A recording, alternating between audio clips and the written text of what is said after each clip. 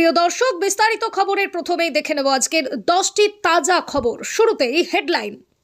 26 দিন পর অনশন ভাঙলেন সোনাম ওয়াংচুক। দ্রুত সুস্থতা কামনা মোদির। প্রাক্তন মন্ত্রীর ঘনিষ্ঠ ঠিকাদারের বাড়িতে হানা দিতেই পুলিশ। থরে থরে সাজানো। নেপাল থেকে ভারতে অনুপ্রবেশ, গ্রেপ্তার খালিস্তানি জঙ্গি। সীমান্তে বাড়ছে মার্কিনদের বেআইনি আনাগোনা। ট্রাক আটকে তোলাবাজি, 2 সরকারি কর্মীকে সাসপেন্ড করে শুভেন্দুর বার্তা, কেউ আইনের ঊর্ধ্বে নয়। পঞ্চায়েত আইনের একগুচ্ছ পরিবর্তন করে শনিবার বিল আনছে রাজ্য। প্রধানের হাতে থাকছে না আর্থিক ক্ষমতা।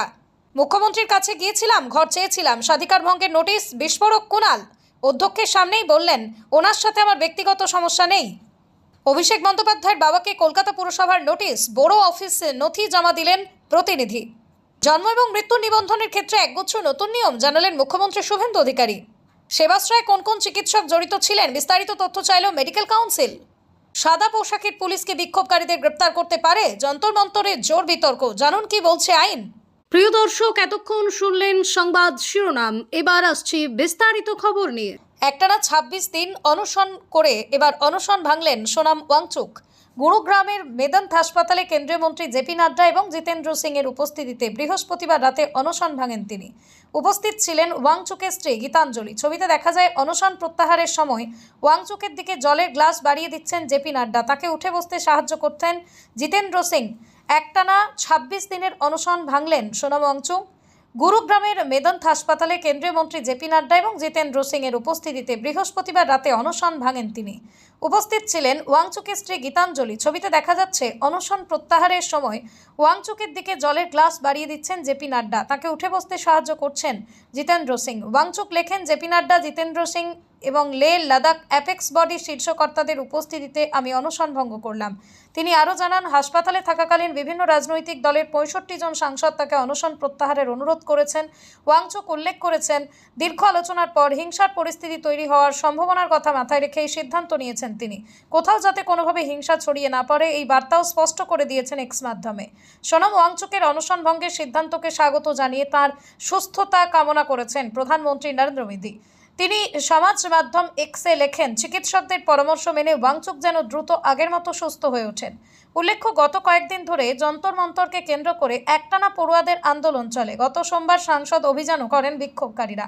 কেন্দ্রীয় সরকার নিটের প্রশ্ন ফাঁস রুখতে কঠোর আইন প্রণয়ন এবং প্রশাসনের অদবদলের বার্তা দেওয়ার পরই ওয়াংচুক তাঁর অনশন ভাঙার সিদ্ধান্ত ঘোষণা করেন। সরকারি ত্রাণ চুরির অভিযোগ পালাবদলের পর থেকে নিখোঁজ ছিলেন। অবশেষে ঝাড়গ্রামের লালগড়ে পুলিশের জালে প্রাক্তন মন্ত্রী বীরবাহা হাঁসদা, ঘনিষ্ঠ ঠিকাদার বিপ্লব গোস্বামী।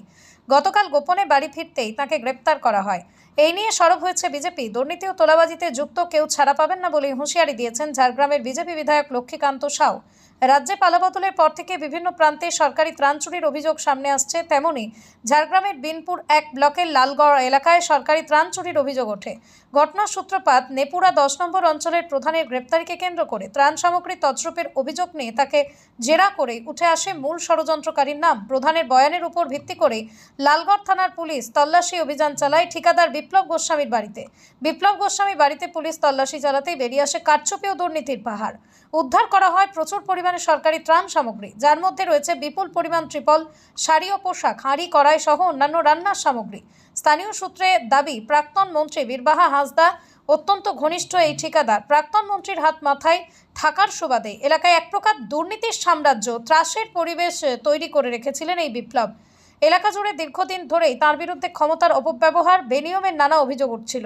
এই ঠিকাদার আবার তৃণমূলের ব্লক কমিটির সদস্যও ছিলেন। তার বাড়িতেই বিধায়ক তহবিলের অ্যাম্বুলেন্স ছিল। রাজ্যে পালাবদলের পর থেকেই তার কোনো খোঁজ পাওয়া যাচ্ছিল না। গতকাল বিপ্লব গোপনে নিজের বাড়িতে ফেরেন। গোপন সূত্রে পাওয়া খবরের ভিত্তিতে পুলিশ কাল বিলম্ব না করে তৎক্ষণাৎ অভিযান চালিয়ে তাকে গ্রেপ্তার করে। এদিন ধৃতকে ঝাড়গ্রাম জেলা আদালতে তোলা হয়। আদালতে নিয়ে যাওয়ার সময় সংবাদ মাধ্যমের একাধিক প্রশ্নের মুখ খোলেননি বিপ্লব। কড়া বার্তা বিজেপির।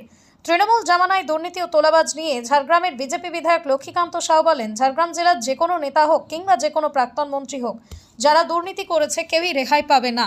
সে যে গোস্বামী হোক, যে হাঁসদাই হোক, যতই পাতালে থাক, গর্ত খুঁড়ে নিয়ে আসা হবে। সীমান্তে থাকলেও ধরে আনা হবে, সাংবিধানিক নিয়ম মেনে আদালতে তোলা হবে, সাজাও দেওয়া হবে। যারা দুর্নীতিগ্রস্ত, যারা তোলাবাজ, কেউ ছাড়া পাবে না। মার্কিন ভাড়াটে সৈনিকের পর খলিস্তানি জঙ্গি এবারও নেপাল থেকে ভারতে অনুপ্রবেশের ছক। কয়েকদিন আগেই ভারত থেকে নেপালে যাওয়ার সময় উত্তরপ্রদেশ সীমান্তে ধরা পড়েছিলেন মার্কিন ভাড়াটে সৈনিক জর্ডান ব্রাউন। এবার ওই পথ দিয়ে ভারতে ঢুকতে গিয়ে গ্রেপ্তার হলেন 5 জন। জানা গিয়েছে ধৃতদের মধ্যে রয়েছেন এক মার্কিন নাগরিক এবং এক খলিস্তানীয়। বাইরা আইচ থেকে ভারতে প্রবেশের চেষ্টা করেছিলেন ওই 5 ব্যক্তি, এমনটাই পুলিশ সূত্রের খবর। তাদের মধ্যে অন্যতম বিক্রমজিৎ সিং। 2023 সালে পাঞ্জাবে থানায় হামলার ঘটনায় অভিযুক্ত তিনি। এছাড়াও ওয়ারিস পাঞ্জাব দে নামে এক খলিস্তানি সংগঠনের সঙ্গেও বিক্রমজিতের যোগ রয়েছে। দীর্ঘদিন ধরে পলাতক ছিলেন এই বিক্রমজিৎ। ওয়ান্টেড তালিকাতেও রয়েছে তার নাম। এবার বৈধ নথিপত্র ছাড়া ভারতে ঢুকতে গিয়ে অবশেষে ধরা পড়লেন বিক্রমজিৎ। এছাড়াও নেপাল সীমান্ত থেকে গ্রেপ্তার হয়েছেন মার্কিন নাগরিক মনবীর সিং ধিলো। আদতে পঞ্জাবের বাসিন্দা হলেও বর্তমানে তিনি আমেরিকাই নাগরিক, কিন্তু ভিসা ছাড়াই তিনি নেপাল থেকে ভারতে ঢোকার ছক কষেছিলেন। নানা কারণে পুলিশের নজর ছিল মনবীরের উপরেও।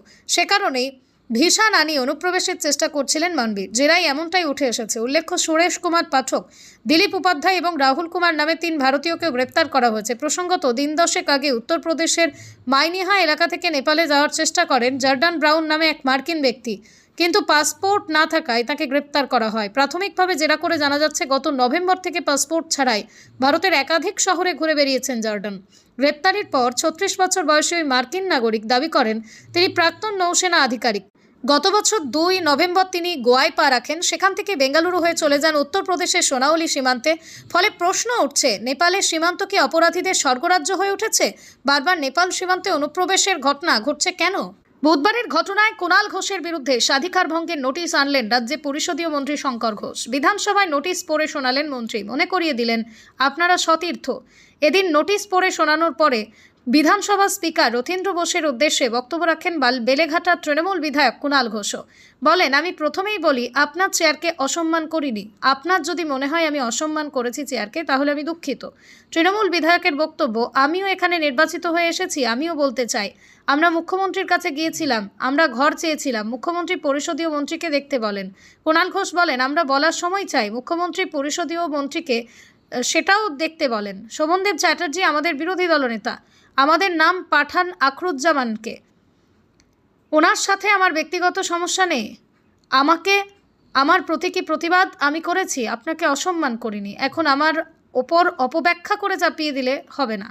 পরিষদীয় মন্ত্রী শঙ্কর ঘোষ বলেন, আপনারা সতীর্থ, আপনাদের সমস্যা আপনাদের দূর করতে হবে। বিরোধী চিফ হুইপ যে তালিকা দেন সেটাই সদনে দেন। আপনারা আপনাদের কথা বলুন। অধ্যক্ষ জানান, আপাতত বিষয়টি খতিয়ে দেখা হচ্ছে।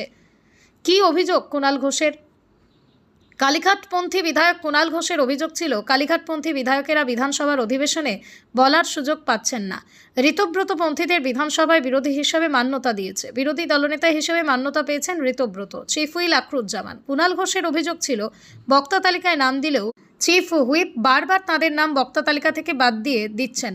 গত বুধবার এই নিয়ে উত্তাল হয় বিধানসভা। বুধবার বিধানসভায় স্বরাষ্ট্র দপ্তরের বাজেট নিয়ে আলোচনায় যোগ দেন আখরুজ্জামান। বলতে ওঠার পরই তাঁর আসনের সামনে চলে যান কুণাল ঘোষ।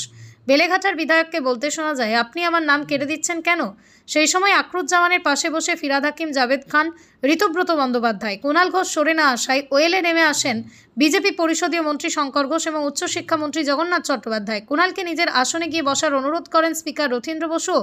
তারপরেও কুণাল সরেননি। অবশেষে মার্শাল ডেকে তাকে বিধানসভার বাইরে বের করে দেওয়া হয়। পশ্চিমবঙ্গ সরকার পঞ্চায়েত আইন 1973-এ একাধিক গুরুত্বপূর্ণ পরিবর্তনের প্রস্তাব এনে the West Bengal panchayat bill 2026 Kolkata gazette প্রকাশ করেছে। 23শে জুলাই প্রকাশিত এই বিলে পঞ্চায়েত পরিচালনা, প্রশাসনিক স্থিতিশীলতা এবং পরিষেবা প্রদানের ধারাবাহিকতা নিশ্চিত করার লক্ষ্যে একাধিক সংশোধনের প্রস্তাব রাখা হয়েছে। বিলে বলা হয়েছে, যদি কোনো গ্রাম পঞ্চায়েতে প্রধান ও উপপ্রধান 15 দিনের বেশি সময় অনুপস্থিত থাকেন এবং নির্বাচিত সদস্যদের কেউ দায়িত্ব নিতে রাজি না হন, তবে নির্ধারিত কর্তৃপক্ষ একজন এক্সটেনশন অফিসার বা তার ঊর্ধ্বতন পদমর্যাদার আধিকারিককে সর্বোচ্চ 30 দিনে তার প্রশাসক হিসেবে নিয়োগ করতে পারবেন। ওই সময়ে গ্রাম পঞ্চায়েতের সমস্ত ক্ষমতা ও দায়িত্ব প্রশাসকই পালন করবেন। এছাড়াও প্রধান ও উপপ্রধানের অনুপস্থিতিতে টানা 2 মাস গ্রাম পঞ্চায়েতের বৈঠক না হলে সংশ্লিষ্ট বিডিওর অনুমতি নিয়ে পঞ্চায়েতের সচিব বৈঠকে ডাকতে পারবেন। বৈঠকে এক্সটেনশন অফিসার এবং এক্সিকিউটিভ অ্যাসিস্ট্যান্ট পর্যবেক্ষক হিসেবে উপস্থিত থাকবেন। বিলে আর্থিক ক্ষমতা সম্পর্কেও গুরুত্বপূর্ণ পরিবর্তনের প্রস্তাব রয়েছে। গ্রাম পঞ্চায়েত তহবিল থেকে অর্থ প্রদানের আদেশে এক্সিকিউটিভ অ্যাসিস্ট্যান্টের স্বাক্ষর বাধ্যতামূলক করা হয়েছে এবং চেকে এক্সিকিউটিভ অ্যাসিস্ট্যান্ট ও সচিব যৌথভাবে স্বাক্ষর করবেন। পাশাপাশি প্রতি মাসের আয় ব্যয়ের হিসাব প্রধানের কাছে এবং বিডিওর নিকট জমা দেওয়ার দায়িত্ব এক্সিকিউটিভ অ্যাসিস্ট্যান্টের উপর ন্যস্ত করার প্রস্তাব রাখা হয়েছে। এছাড়া গ্রাম সভার সভাপতিত্বের ক্ষেত্রেও সংশোধনের প্রস্তাব আনা হয়েছে। প্রধান উপপ্রধান বা নির্বাচিত প্রতিনিধিরা অনুপস্থিত থাকলে প্রশাসক উপস্থিত সদস্যদের মধ্যেই জ্যেষ্ঠ সদস্যকে সভার সভাপতিত্বের জন্য মনোনীত করতে পারবেন। বিলের উদ্দেশ্য ও কারণ সংক্রান্ত বিবৃতিতে সরকার জানিয়েছে, জনসাধারণকে নিরবিচ্ছিন্ন পরিষেবা প্রদান, নিয়মিত গ্রাম পঞ্চায়েত ও গ্রাম সভার বৈঠক নিশ্চিত করা, পঞ্চায়েত ব্যবস্থার কার্যকারিতা বৃদ্ধি করাই এই সংশোধনের মূল লক্ষ্য। বিজেপি ক্ষমতায় আসার পর থেকে মুখ্যমন্ত্রী শুভেন্দু অধিকারী বারবার বলেছেন, দুর্নীতি বরদাস্ত করা হবে না, অপরাধী যেই হন না কেন শাস্তি হবে। তা যে শুধু কথার কথা নয় তা প্রমাণ করে দিলেন শুভেন্দু। ট্রাক আটকে তোলা আদায়ের চেষ্টার অভিযোগে 2 সরকারি কর্মীকে সাসপেন্ড করল রাজ্য। শুক্রবার সকালে স্যান্ডেলে গোটা বিষয়টি তুলে ধরে মুখ্যমন্ত্রী লিখলেন, কেউ আইনের ঊর্ধ্বে নয়। বিষয়টি ঠিক কি? স্যান্ডেলে কি জানিয়েছেন শুভেন্দু? তিনি লেখেন, পণ্যবাহী একটি ট্রাক সার্ভিসিংয়ের পর গ্যারেজে ফিরছিল। ফেরার পথেই পশ্চিম বর্ধমানের রামপুর চেকপোস্টে আধিকারিকরা সেটিকে অন্যায়ভাবে আটকান। চালককে বেআইনিভাবে হেনস্থা করা হয় এবং ঘুষের জন্য চাপ দেওয়া হয়।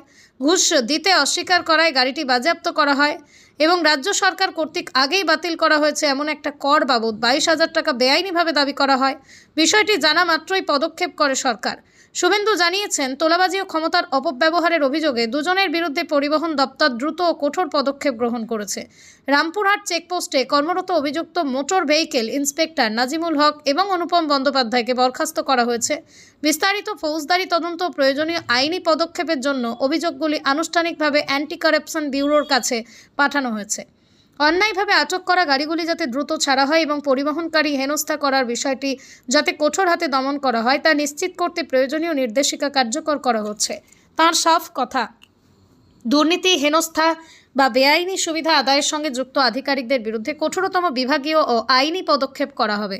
বাড়ি নির্মাণ সংক্রান্ত নথিপত্র জমা দেওয়ার জন্য অভিষেক বন্দ্যোপাধ্যায়ের বাবা অমিত চট্টোপাধ্যায়কে নোটিশ পাঠিয়েছিল কলকাতা পুরসভা। ওই নোটিশে তাকে বড় 9 অফিসে উপস্থিত হয়ে প্রয়োজনীয় নথি পেশ করতে বলা হয়েছিল। পুরসভার সূত্রে জানা গিয়েছে, কালীঘাট রোড, হরিশ মুখার্জি রোড এবং হরিশ চ্যাটার্জি স্ট্রিটের একটি সম্পত্তির নির্মাণের বৈধতা গঠনগত অনুমোদন সংক্রান্ত নথি যাচাইয়ের জন্য এই নোটিশ জারি করা হয়। তবে নির্ধারিত দিনে অমিত বন্দ্যোপাধ্যায় নিজে বড় অফিসে উপস্থিত হননি। তার পরিবর্তে একজন প্রতিনিধি বড় 9 এর এক্সিকিউটিভ ইঞ্জিনিয়ারের অফিসে উপস্থিত হয়ে প্রয়োজনীয় নথিপত্র জমা দেন।